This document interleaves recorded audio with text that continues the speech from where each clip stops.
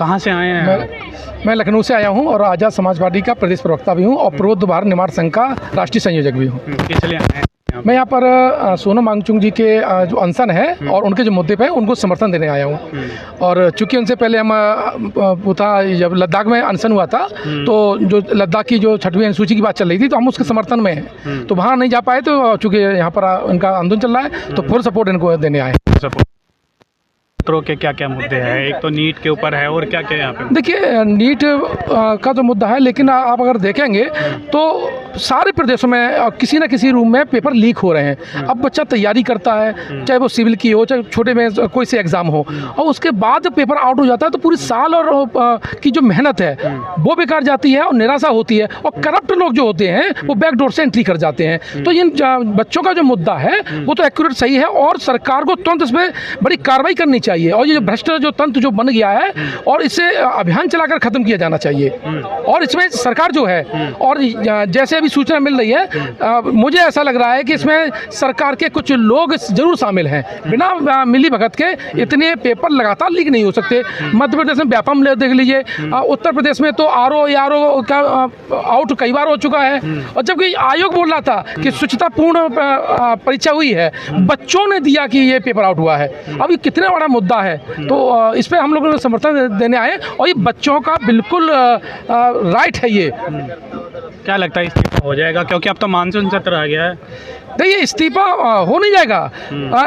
इस देश के नौजवानों को इकट्ठा करके इस्तीफा ले लेना चाहिए, ये लोकतंत्र है। अब तो मानसून सत्र आ गया ना, मानसून सत्र में तो ऑटोमेटिकली वो इधर से उधर शिफ्ट कर देंगे। देखिए वो सरकार ये अपना जो टाइम लगा रही है वो इसीलिए लगा रही है कि उसके पास ये नाम भी ना है कि हमने इस्तीफा ले लिया और चेंज भी हो जाए।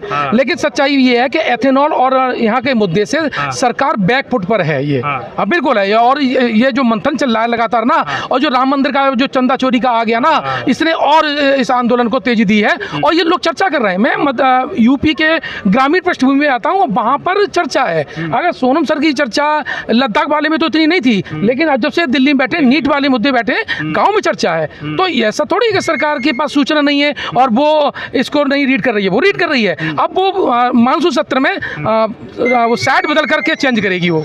अच्छा, जैसे शिक्षा मंत्री चेंज हो जाता है या इस्तीफा हो जाता है तो अगला शिक्षा मंत्री आप किसको देखना चाहेंगे?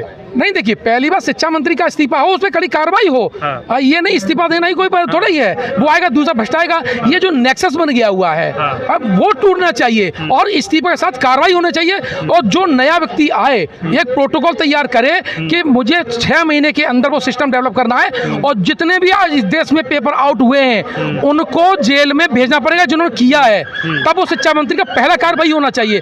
अगर वो नहीं करता है तो वो इन्हीं की तरह वो सेकंड पार्ट हो जाएगा। अभी आपने एक चीज़ बोली थी एथेनॉल के ऊपर। एथेनॉल की आजकल ज़्यादा वो हो रही है, एथेनॉल के ऊपर क्या कहना चाहेंगे? अब तो एथेनॉल भी आ गया है। देखिए एथेनॉल चूंकि ब्राज़ील में स्टार्ट हुआ सबसे पहले, लेकिन हमारी जो मैकेनिज्म है जो हमारा उस पर काम नहीं किया गया और एथेनॉल डाल दिया गया।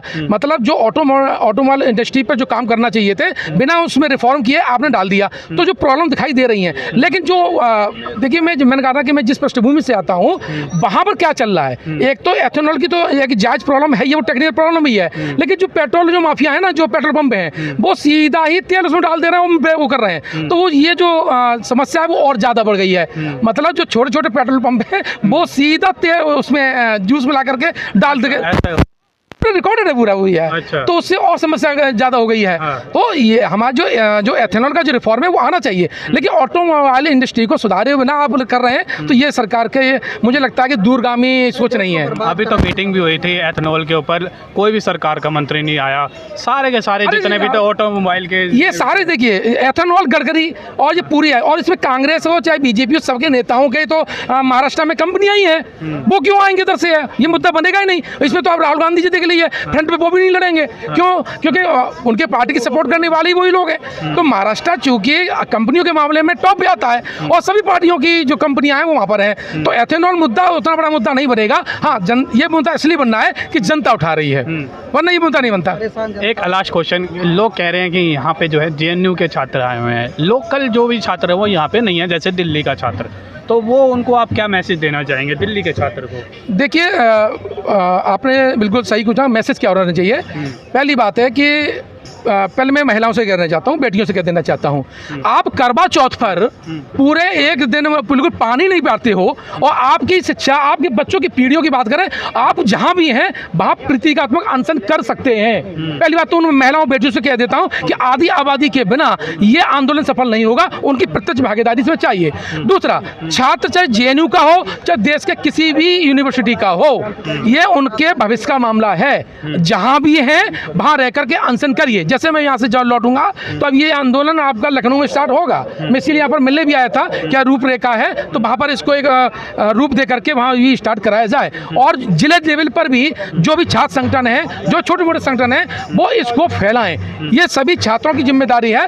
और ध्यान रखिएगा, जब भी क्रांति हुई है विश्व में, कहीं भी क्रांति हुई है, उसमें युवाओं की भागीदारी रही है। अगर पढ़े लिखे युवा और जानकार युवा आ जाएंगे तो इस गति की जो क्रांति है उसकी गति बहुत तीव्र हो जाएगी। इसमें यहाँ पे ये भी कहा जा रहा है, अब जो है यहाँ पे राजनीतिक मुद्दे उठाए जा रहे हैं, यानी राजनीतिक पार्टी के अलग अलग जो है यहाँ पे सांसद आ रहे हैं, तो वो आ रहे हैं तो अब वो कह रहे हैं कि भाई अब ये राजनीतिक मुद्दा हो चुका हुआ है, अब ये नीट का मुद्दा हट चुका हुआ है। सोशल मीडिया पे ऐसी बहुत सारी जो है वीडियोस आ रही है। देखिए, एक्चुअली में होता क्या है, जब किसी आंदोलन को फेल करना होता है तो अफवाह भी एक तंत्र होता है, अफवाह एक हथियार होता है।